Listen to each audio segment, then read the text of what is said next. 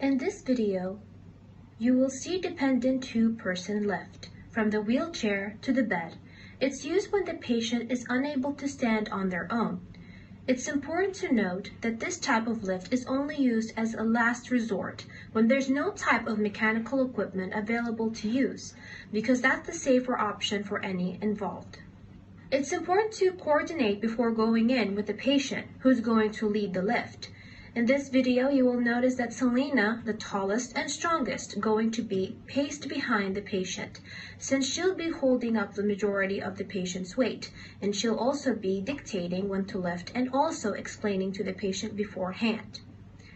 You will also notice that we try to maintain proper body mechanics throughout the entire lift. First, you have to give the instructions to the patient. Tell your patient to move their hands onto their abdomen. Wrap them around. Now you're going to reach down through their axillary armpits. Grab their wrist and tell them to press down into your hands so that it will solidify their rib and shoulders so that it will not cause any harm. You would want to make sure as well that you have removed the footrest, and if the armrest is taller than the surface, you would want to just remove the armrest out of the way. Now Joy's going to put one forearm underneath the patient's thighs. She'll put her other forearm underneath their lower legs.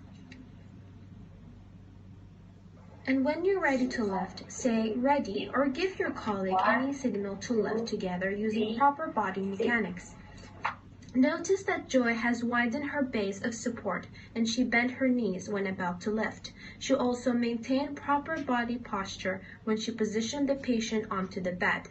Selena will still assist the patient in getting a couple of placement onto the bed to ensure comfort. Please note, always to ensure the comfort of the patient. The alternative method to the two-person lift from the chair to the bed. The caregivers approach the patient from each side. In this case, you would want to make sure that the wheelchair is a couple of feet away from the bed. The wheels are locked. The foot pedals have been removed out of the way, as well as the armrest to give the clearance for the caregivers to get in and actually be able to cradle the patient. Now in this method, both caregivers approach from each side of the patient using proper body mechanics to a proper squat. One arm of each caregiver is going to get behind the posterior trunk, grasping onto each other's forearms for support, and the other forearm underneath each thigh of the patient. The patient would put on each arm over the caregiver's shoulders, making sure not to cross the neck